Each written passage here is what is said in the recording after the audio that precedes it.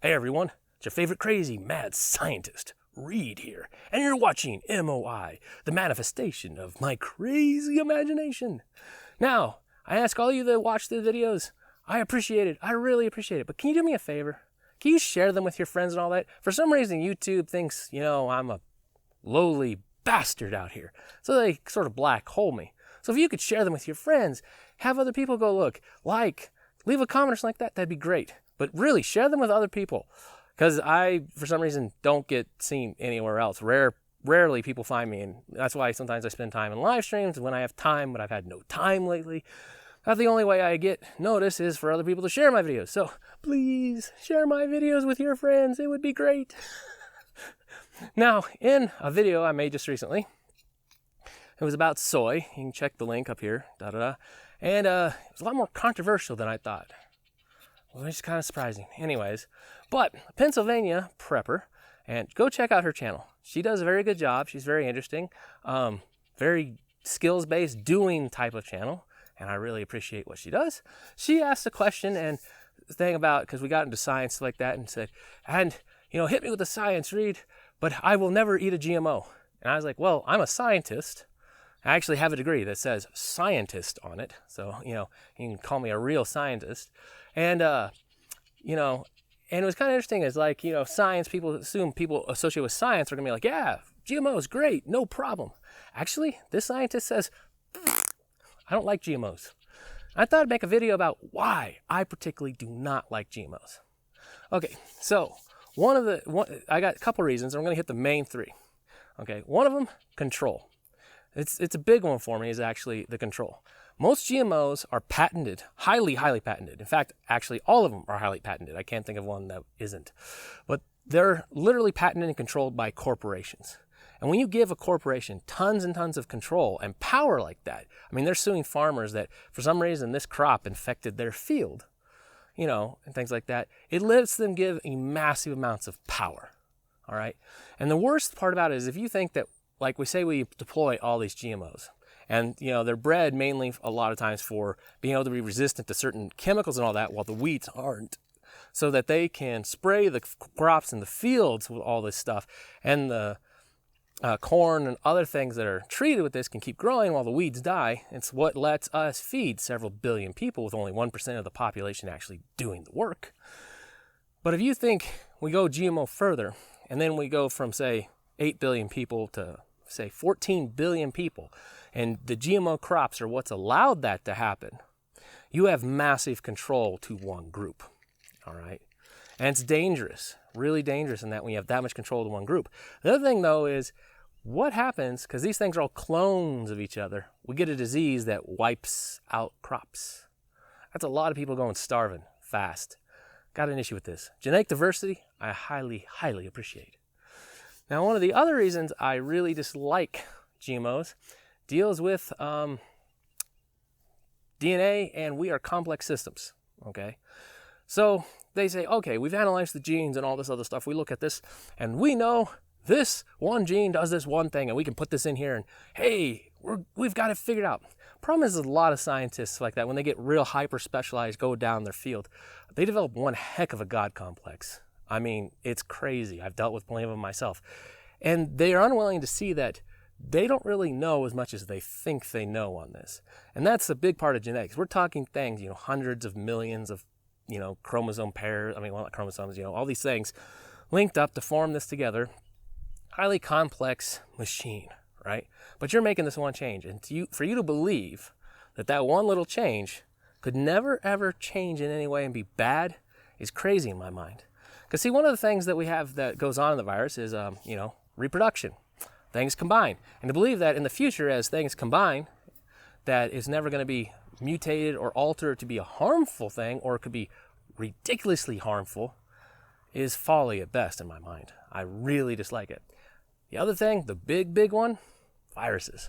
Viruses get in there. We know there's old virus DNA inside of us as humans that has been there since long time ago, that it got in there, inserted in, just became a permanent part of us. Well, so you have these GMOs. What if a virus decides to take part of that genetic alteration, incorporates it in itself, and mutates and does something like that? We have no idea what's it going to do. None.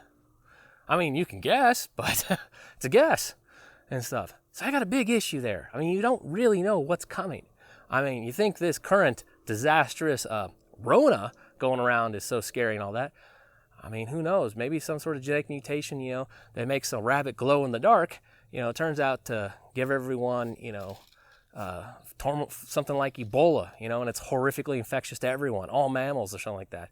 Or what if we get an airborne version of rabies due to these genetic alterations? See, you just don't know. You can't predict. I mean, it could be bad, it could be good. I just don't like messing with things like that. Might as well just continue on the nature path of how things are, stuff like that. It's like the selective designer babies they're working on. See, that is dangerous. The more we decrease genetic diversity, the bigger risk. That means also the more we're at risk of disease wiping out massive amounts of people, plants, animals. Very bad. Genetic diversity is what allows us to survive these kind of pandemics, these kind of things going through. And when you think about, we're just going to modify things, think that modification couldn't go wrong, dangerous on that. So that's mainly kind of the big issue, what I've got going on with GMOs. I don't like it. So this scientist says, please leave nature alone. Now, breeding programs, if you want to breed a specific type of wheat, a specific animal, stuff like that, that's normal things. You're just selecting, like, hey, this wheat crop produces more. Good. Sure, you can select that, but keep the genetic diversity up, Don't just only clone that thing, which they do, unfortunately. Like all our potatoes are usually clones of things. And stuff like that. Breeding, that's a big difference. Also, getting things adapted to an area, like I take seeds, I plant them, I grow them, I get them used to what I'm doing around here, they get happy. And then they do a lot better in my crazy desert. That's good, right? But if I was going in and selectively altering the genes of the beans I'm growing, altering the genes of my potatoes and things like that to be just perfect and specific to this area, makes me worry. I think it's a dangerous thing to do. All for breeding, all for getting things adapted to areas, encouraging things like that, getting them to cross maybe with other plants that are native of the area to be better at their stuff, naturally and such. But us tweaking with the genetics, I worry. I really do. I do think we are missing a lot, that there's a lot of things we're not aware of, don't know what's coming. Well, anyways, that's my quick thoughts. If you want to know Reed's stance on GMOs, there you go. Not a big fan. Now, if you're wondering if you eat them, are they going to be bad for you? Well, so I don't really think, suddenly people are going to start turning into strange two-headed lions or something. No, I don't think that. However, you are messing with the protein structure and things like that. And I do think there is an argument to be said that you altering the genetics of the genetic alterations is what's causing the large-scale, massive jump in food allergies, especially to wheat. Wheat, we got a lot of modification going on in there to make higher and higher yields and stuff like that, and to be resistant to glyphosate or Roundup. And that I consider dangerous. And I think that what it is our bodies are used to the traditional forms of wheat that we've eaten for thousands of years. But now we got something else that looks a little different. The body's immune system's like, what is that? Attack, attack, attack. And then you develop a full-born wheat allergy, and you can't eat any of it. And I think there's a lot to be said that that's a possibility. Now, there are people starting to study this, look into this, because more and more people are going, something weird's going on here, and looking at it. Also, I am highly, highly suspicious of the chemicals that are making their way in the food supply. I have food allergies. I've been fighting with it. And they randomly started at about 10 years ago, and it's been a constant fight figuring out what's going on. And when I was keeping food journals, logging everything I was doing like that, there were things I was like, there is no way, because the ingredients are not anything different, that I should be allergic to this, but I am. And it's got to be because of a chemical in the processing chain somewhere. I've been hunting these out for a while, and it's been driving me nuts. Well, anyways, now I finally shut up. Hope this video was a little interesting to you. Hope you have a great day, great evening. Take care, everyone. This is Reed, out for now.